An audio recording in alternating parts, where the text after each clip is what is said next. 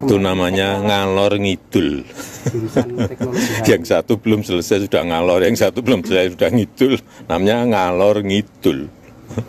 Tapi kita hormati proses hukum yang ada. Siap. Pak, Ya, Pak, udah. Satu lagi, Pak. Profesor Matudina mengatakan bahwa ada sosok politik di balik Roy Suryo di kasus ijazah ini. Kan saya sudah sampaikan, feeling saya mengatakan ada agenda besar politik dalam tuduhan ijazah palsu maupun pemakzulan. Artinya memang ada orang besar, ada yang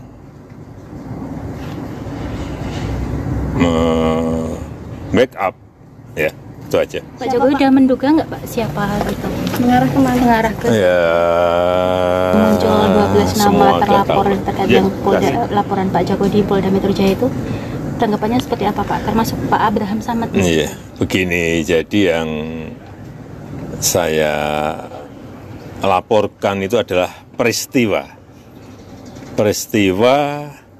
mengenai dugaan pencemaran nama baik dan fitnah. Itu. Jadi saya tidak melaporkan nama. Kemudian ada tindak lanjut penyelidikan dari Polri dan muncul nama-nama itu. Jadi sekali lagi yang saya laporkan adalah peristiwa dugaan pencemaran nama baik dan fitnah. Berarti munculnya Pak Abraham Samad itu juga bukan dari Pak Jokowi? Bukan, itu karena proses penyelidikan yang ada di Polri.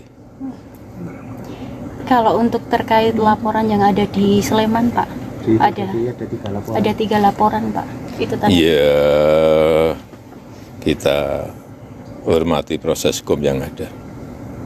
Siap. Pak terakhir Pak, terkait dengan Dugaan apa tuh? ada yang ijazah skripsi palsu, Kemudian ada yang soal Pak Kasmujo, kemudian Sama- yang terakhir Itu namanya ngalor ngidul. jurusan teknologi. Yang satu belum selesai sudah ngalor, yang satu belum selesai sudah ngidul. Namanya ngalor ngidul. Tapi kita hormati proses hukum yang ada. siap. Pak, Ya, Pak, udah. kemarin, Satu lagi, Pak. Profesor Matudina mengatakan bahwa ada sosok politik di balik Roy Suryo di kasus ijazah ini. Kan saya sudah sampaikan, feeling saya mengatakan ada agenda besar politik dalam tuduhan ijazah palsu maupun pemakzulan. Artinya memang ada orang besar, ada yang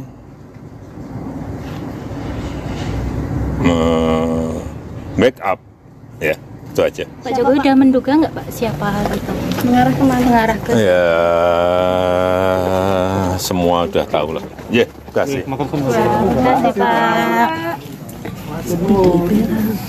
Assalamualaikum warahmatullahi wabarakatuh. Sobat RH sekalian, jumpa lagi kita di channel yang keren ini.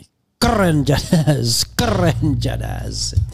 Ya, saudara sekalian, kita masalahkan lagi soal ijazah yang disita. Ini menarik ya. Kita tahu bahwa kemarin itu ada penyitaan ijazah. Dan ini menjadi teka-teki ya.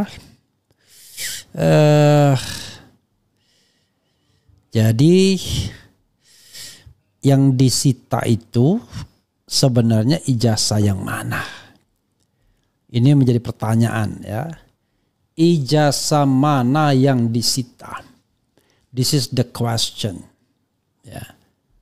Maka apakah ijazah sebagaimana diupload oleh Dian Sandi yang kemudian ditampilkan di layar lebar Dirtipidum walaupun cuma fotokopi doang, ataukah ijazah lain yang sama sekali baru yang diindikasikan oleh Profesor Kunchoro? Oh, Jokowi punya ijazah yang baru. Ini menarik saudara sekalian. Karena semuanya problematik dalam pandangan atau perspektif Roy Suryo, Rismon Sianipar, dan termasuk topi merah.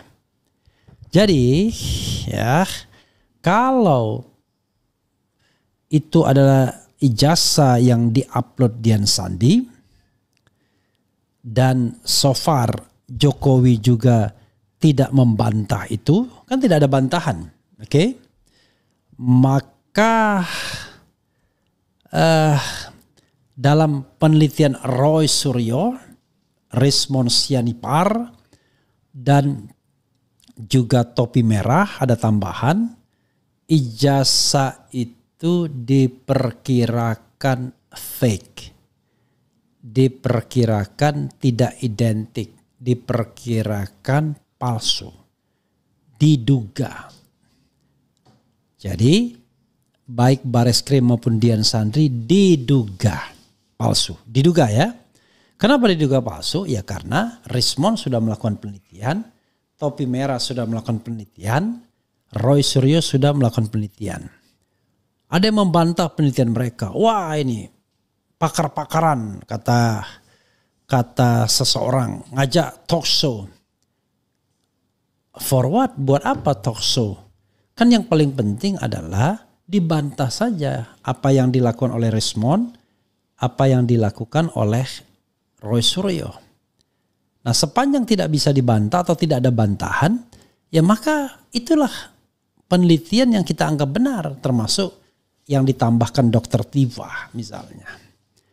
Jadi nggak bisa kemudian hanya ada pernyataan kalau dia analog ya harus analog juga dong. Lah analognya tidak disediakan, coba disediakan analognya. Bisa dibandingkan dengan ijazah yang diperoleh Roy Suryo dari teman-teman atau kawan-kawan angkatan 85 di Fakultas Kehutanan. Kan menarik kan jadinya. Maka kita tunggu. Apa yang disita oleh Polda Metro Jaya itu? So-called disita. Berani nggak Polda Metro Jaya memperlihatkannya dalam press conference kemudian? Let's say misal ya. Tiba-tiba ditetapkan tersangka 12 orang itu atau sebagian dari 12 orang itu jadi tersangka. Kan harus ditunjukkan ijazah aslinya itu. Agar bisa dilihat. Ini yang asli. Oh ternyata yang Dian Sandi. Karena bayangan saya terlalu berani kalau tiba-tiba muncul versi ijazah yang lain. Oh bisa gempar dunia persilatan. Karena Dirtipidum akan dianggap menyebarkan berita bohong, tindak pidana. Melakukan pemalsuan, bisa kena pasal 35 Undang-Undang ITE dia. Yaitu membuat seolah-olah itu adalah akta yang otentik. Demikian juga Dian Sandi yang mengatakan ini asli katanya. Nah sementara orang atau pendukung Jokowi jadi ambivalen untuk menyerang Roy Suryo, mengatakan enggak, Roy Suryo itu bohong. Karena itu ijazahnya bukan asli yang dia teliti, tapi cuma fotokopian. Lah, Polda Metro Jaya berbekal fotokopi bisa untuk meningkatkan proses penyelidikan ke penyidikan. Bareskrim berbekal fotokopi bisa untuk press conference sebagai bentuk keterbukaan informasi publik atau transparansi atau good governance, clean government. Gimana ini? Ini kan semua ini kan karena Jokowi tidak mau menghadirkan ijazah analognya. Tapi anehnya kendati ijazah itu sudah mampir di Bareskrim. Kenapa Bareskrim tidak menampilkan yang analog dalam tanda kutip itu dalam bentuk warna dengan resolusi tinggi misalnya untuk ditampilkan di layar. Malah tampilannya sudut trapesium yang tidak mungkin untuk diteliti secara baik. Jadi sobat era sekalian, dari sana kemudian muncul dua klaim yang sama-sama tampak meyakinkan. Tapi pasti salah satunya tidak benar atau salah satunya akan salah. Yaitu klaim dari ijazah, dari pengacara Jokowi. Hey, jangan lari lagi. Jokowi akan mau menunjukkan ijazahnya. Ijazahnya sudah diserahkan di Polda Metro Jaya. Lalu kubu Roy Suryo bilang, kita tunggu. Ya, kita tunggu. Kalau nanti 12 nama itu dipanggil sebagai saksi, mereka hanya mau bersaksi kalau ijazah aslinya itu ditunjukkan. Kalau tidak ditunjukkan, maka ya mungkin ada sikap-sikap yang lain. Nah, pertanyaannya adalah Pak Polisi, ya, Polda Metro Jaya yang sudah menyita dokumen sokol aslinya, berani nggak Anda menunjukkannya ke publik? Kan itu. Biar kita selesai polemik ini. Berani nggak? Apakah Anda diperintahkan oleh misalnya pemilik ijazah tersebut, boleh ini Anda sita tetapi Anda tidak boleh tampilkan di publik. Kalau begitu Anda benar-benar disetir. Kan harusnya Anda press conference. Nih ijazah yang selama ini diributkan, nyoh. Anda tidak akan melanggar apapun. Karena Undang-Undang Keterbukaan Informasi Publik mengecualikan ya sertifikat atau dokumen dari satuan pendidikan yang digunakan untuk jabatan-jabatan publik. Bacalah pasal 18 ayat 2 Undang-Undang Keterbukaan Informasi Publik. Undang-Undang nomor 14 tahun 2008. Ya, tentang keterbukaan informasi publik. Jadi pasal 18 ayat 2 undang-undang itu mengecualikan pengecualian yang diberikan di pasal 17 atau pasal sebelumnya. Jadi tidak ada alasan untuk kemudian menyimpan itu sebagai barang yang seolah-olah harus di-keep dan tidak boleh diperlihatkan ke publik. Padahal ijazah itu tidak mengandung informasi pribadi yang perlu dikhawatirkan. Kan informasinya umum saja. Ada nama, kalau tidak salah ada nama orang tua kita, ada tempat tanggal lahir kita, semua orang udah paham. Kecuali Jokowi berbohong mengenai nama orang tua, itu nggak ngerti kita. Jadi kalau kita baca pasal 17 ya Undang-Undang Keterbukaan Informasi Publik, pasal 18 ayat 2 atau pasal 17 huruf H dulu yang relevan. Ya. Informasi publik yang apabila dibuka dan diberikan kepada pemohon informasi publik dapat merugikan kepentingan hubungan luar negeri. Oke. Tuh ya. Jadi yang dikecualikan adalah H. Ini itu tadi salah. Ini itu baru huruf I F tadi ya. Ini huruf H-nya. Informasi publik yang apabila dibuka dan diberikan kepada pemohon informasi publik dapat mengungkap rahasia pribadi, yaitu 1, 2, 3, 4, 5 dan 5-nya adalah catatan yang menyangkut pribadi seseorang yang berkaitan dengan kegiatan satuan pendidikan formal dan satuan pendidikan non formal. Itu rahasianya pengecualian, nggak boleh. Tapi pasal 18 ayat 2 ya tidak termasuk informasi yang dikecualikan sebagaimana dimaksud pada pasal 17 huruf G dan huruf H tadi ya. Antara lain apabila, ini antara lain, pihak yang rahasianya diungkap memberikan persetujuan tertulis dan atau pengungkapan berkaitan dengan posisi seseorang dalam jabatan-jabatan publik. Jadi tidak lagi merupakan pengecualian. Ya, ijazah yang dipersoalkan adalah ijazah yang digunakan dalam jabatan publik. Kalau ijazah itu dibuat tapi cuma disimpan di rumah nggak ada masalah.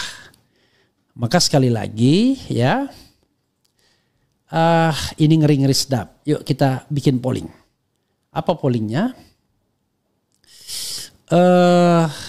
Oke, pollingnya begini. Menurut Anda ijazah manakah yang disita Polda Metro ya dari Jokowi? Oke. A, ijazah yang diupload Dian Sandi. Ijazah seperti yang diupload ya, seperti ya, it seems seperti yang diupload Dian Sandi dan konferensi pers. Saya menyamakan Dian Sandi dan Bareskrim itu karena dua-duanya tidak ditolak oleh Jokowi. Dan Dian Sandi dan Bareskrim saja ya. Bukan diupload sih kalau Bareskrim itu ditampilkan ya. ijazah seperti yang di-upload Dian Sandi dan ditampilkan Bareskrim, ditampilkan Dirtipidum, ditampilkan polisi ya, saya bilang polisi saja. B, ijazah yang sama sekali baru. Kemudian ijazah yang sama sekali baru. Coba kita lihat ya. Memang ini menjadi pertanyaan, mana ya? Apakah ijazah seperti yang diupload Dian Sandi dan ditampilkan polisi, atau B, ijazah yang sama sekali baru yang membuat kita shock, terkejut, kaget. Wah, ternyata kita selama ini ditipu oleh Jokowi. Dia punya ijazah baru. Tapi problematiknya adalah ya, posisinya bukan Roy Suryo yang di ujung tanduk, tapi tetap Jokowi yang di ujung tanduk. Jadi dokumen disita, ijazah disita, Jokowi di ujung tanduk. Bukan Roy Suryo yang di ujung tanduk. Kenapa begitu? Sederhana, semua pada problematik kalau dua pilihan ini yang kita bisa bayangkan. Kalau seandainya ijazah itu seperti yang diupload Dian Sandi dan ditampilkan polisi atau Dirtipidum atau Bareskrim pada tanggal 22 Mei, maka ijazah itulah yang sudah diteliti oleh Roy Suryo, Topi Merah, kemudian Rismon Sianipar, termasuk Ti Fauzia Tiasuma, dan hasilnya adalah ijazah itu paling tidak ada pernyataan tidak identik dengan ijazah yang seangkatan lainnya, atau bahkan fake atau palsu atau non-original. Maka selesai permainan. Oke. Tapi kalau ada ijazah yang disita itu oleh sama sekali baru, let's say ada teman bilang begini, ini mohon maaf ya, walaupun sebenarnya tidak relevan, ini seorang doktor, tapi bilang begini yang make sense walaupun saya tidak mempercayainya. Kalau sampai begini ya, prediksi saya ada ijazah lain yang persis asli seperti yang dipegang Roy, yang ada benang di dalam kertas tulisan air UGM ya, atau watermark UGM dan cap asli. Bisa jadi sudah dibuatkan Rektorat UGM demi untuk mempertahankan pernyataannya. Jadi foto ijazah yang beredar di publik tidak sama dengan yang dipegang Jokowi. Nampak Jokowi kini cukup pede. Jika ijazah aspal ini dibenarkan UGM, maka selesai sudah. Ijazah ini tak ada alasan untuk diteliti di lab karena fisiknya persis sama dengan yang asli dan disetujui UGM. Artinya dapat jadi bukti adanya delik pencemaran nama baik. Kalau penghasutan mungkin tidak karena sudah jadi delik material. Delik material bukan material ya. Jadi saudara sekalian, itu pendapat teman saya. Dia meyakini wah ini pasti ada ijazah baru. Maka kalau ada ijazah baru sama sekali baru, maka yang dipidanakan itu adalah Dian Sandi. Karena mengupload tanpa izin, satu. Yang kedua adalah menggunakan dokumen itu seolah-olah original. Karena di sini mengatakan, wah ini original. Atau Dirtipidumnya yang kena. Karena menyebarkan berita bohong, menyebarkan hoax, dan kemudian menyebarkan dokumen yang tidak benar. Yang seolah-olah benar. Bisa juga dia kena pasal 35. Tetapi ya karena polisi yang pegang ini ya, mereka bisa dengan mudah aja terhindar dari jerat pidana. Jadi baru 70 yang voting dan mereka percaya mayoritas ijazah seperti yang diupload Dian Sandi dan ditampilkan polisi. Itulah ijazah yang disita. Karena lucu, kalau seandainya disita ijazah lain, lalu Bareskrim ngapain melakukan sebuah proses dan kemudian mengatakan pada kesimpulan bahwa ijazah Jokowi identik dengan ijazah yang dibandingkan dan asli kesimpulannya. Menarik ini ya. Jadi saya harap-harap cemas.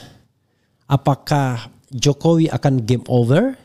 Apakah Roy Suryo dan kawan-kawan akan game over? Sekali lagi sobat sekalian, Saya sendiri tidak suka bicara tentang penjara, kemudian tersangka, terpidana dan lain sebagainya.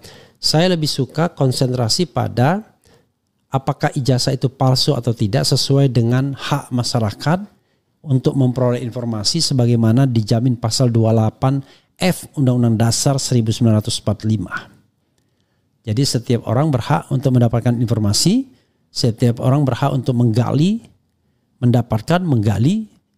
mengolah, menyimpan dan menyebarkan informasi. Jadi sekali lagi, ijazah ini bukan lagi barang private, tapi ini barang publik, sudah di public domain karena ijazah ini terkait dengan jabatan-jabatan publik. Walaupun Jokowi tidak lagi menjabat publik, tapi siapa bilang masih menjadi penasihat dan tentara kan? Dan sebenarnya dia juga akan diangkat sebagai One Team Press, barangkali ketua One Team Press, tetapi kelihatannya ada penundaan karena soal ijazah ini. We don't know exactly. Menarik ya. Coba kita bacakan komentar sobat RH sekalian terkait dengan hal ini. Yang meyakini bahwa N295 ya, bahwa pasti bukan ijazah itu. Kalau berbeda, apakah Dirtipidum dan Dian Sandi bisa dipidanakan? Bisa. Karena mereka kemudian menyebarkan berita bohong. Menyebarkan ijazah yang seolah-olah original padahal bukan. Oke, coba kita lihat lagi komentar sobat RH sekalian terkait dengan hal ini. Menarik ya, luar biasa ya. Ada polemik seperti ini. Jadi kalau saya lihat misalnya, wah kubus Jokowi sudah senang. Jokowi sudah tunjukkan ijazahnya. Tapi kubu di sini juga senang. Wah sama-sama nih, sebentar lagi kita lihat ijazah. Dan ternyata antusiasme publik juga begitu. Jadi berdasarkan polling kemarin, apakah Anda ingin melihat ijazah asli Jokowi? 54.000 yang voting mengatakan ingin tuh 91%. Sisanya tidak ingin, tidak peduli dan titik-titik 1%. Tidak ingin 3%, tidak peduli 5% dan titik-titik 1%. Yang ingin 91%. Jadi luar biasa ya animonya sesungguhnya. Sehingga tidak bisa dikatakan ini adalah kehendak segelintir orang saja. Tidak bisa. Minimal ini kehendak 5 gelintir orang ya. Tapi gelintir juga. That's okay. Tetapi kita harus hargai hak masyarakat untuk mengetahui. Dan jumlahnya bukan 1-2. Jutaan pastinya. The right to know. Ya. The right to know. Ya. Sebagai bagian daripada hak asasi manusia.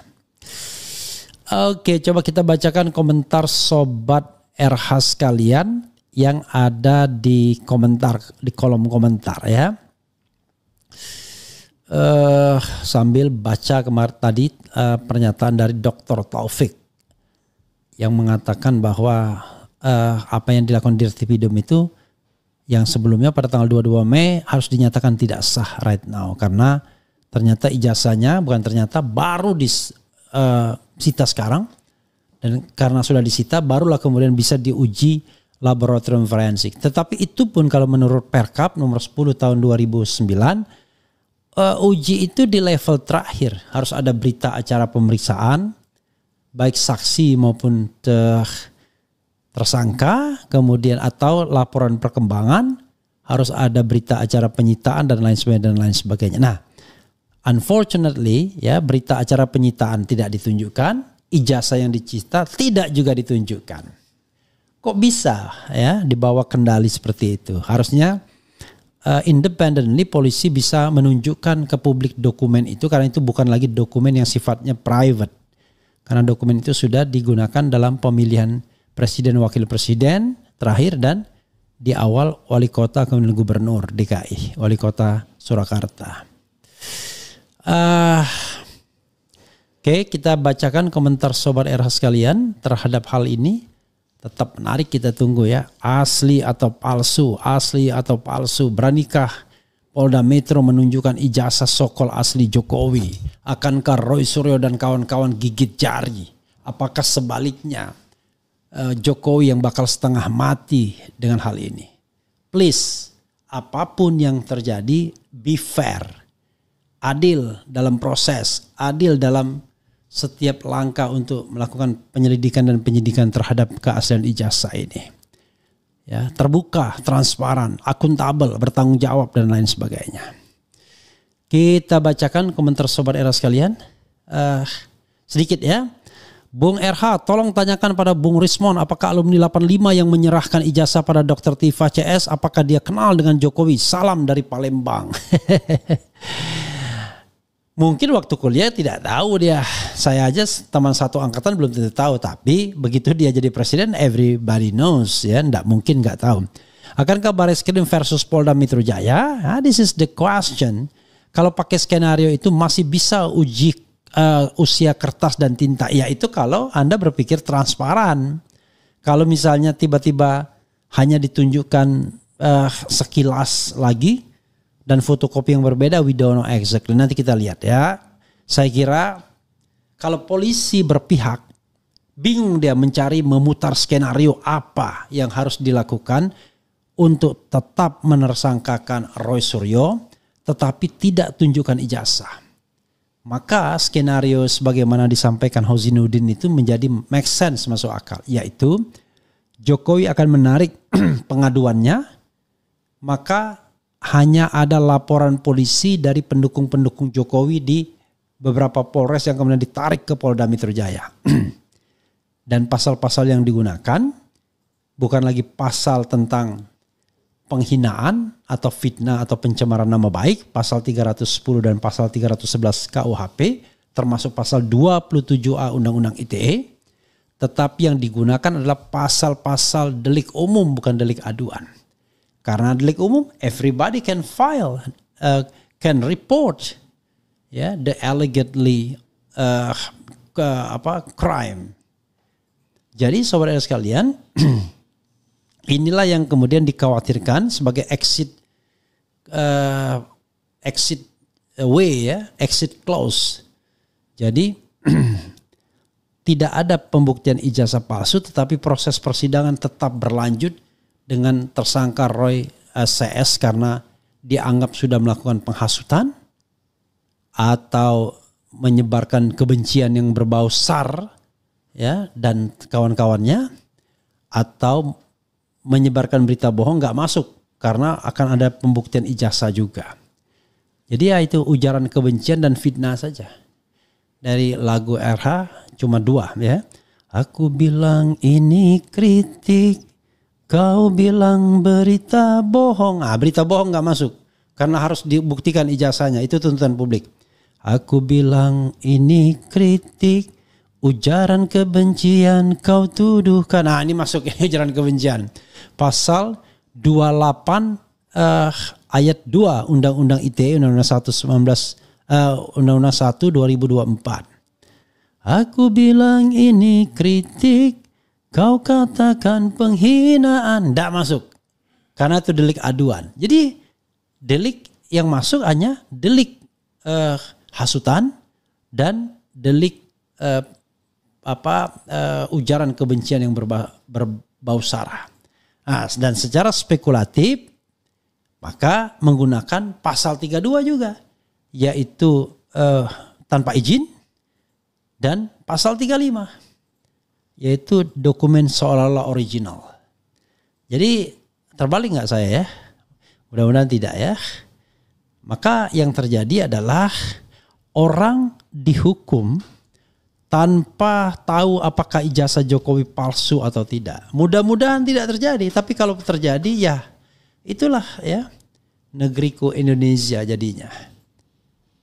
Masa orang dihukum tetapi dia tidak pernah tahu ijazah Jokowi asli atau palsu. Begitu sobat era sekalian. Jadi pasal 32 itu kita bacakan persisnya yang masih potensial. Dan ini pasal yang dititipkan oleh Jokowi melalui pengacaranya ketika mengadu atau menyampaikan delik aduan ke Polda Metro Jaya pada tanggal 30 April 2025, yaitu pasal 32 dan 35. Di mana Roy Suryo mengatakan sebagai pembentuk undang-undang, dia mengatakan pasal ini nggak begitu maksudnya ya. Oh ini pasal 14 bukan nomor 11 ya. Jadi gitu ya, saya salah undang-undangnya. Saya tertulis Undang-Undang Keterbukaan Informasi Publik, Undang-Undang 11 harusnya. Undang-Undang 11 ya. Jadi begitu sobat RH sekalian.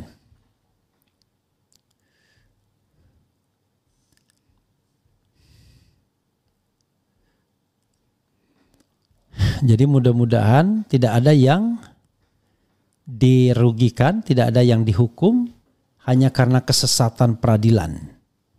Tetapi orang dihukum karena memang melakukan pelanggaran kejahatan yang sepatutnya dihukum. Begitu sobat era sekalian. Ya nanti kita akan lihat ya persisnya pasal 32 dan 34 itu terbalik atau tidak. Intinya yang bisa akhirnya the last yang bisa dikenakan kepada Roy Suryo dan kawan-kawan setelah Jokowi menarik pengaduannya, pasal 160 KUHP, kemudian pasal 28 ayat 2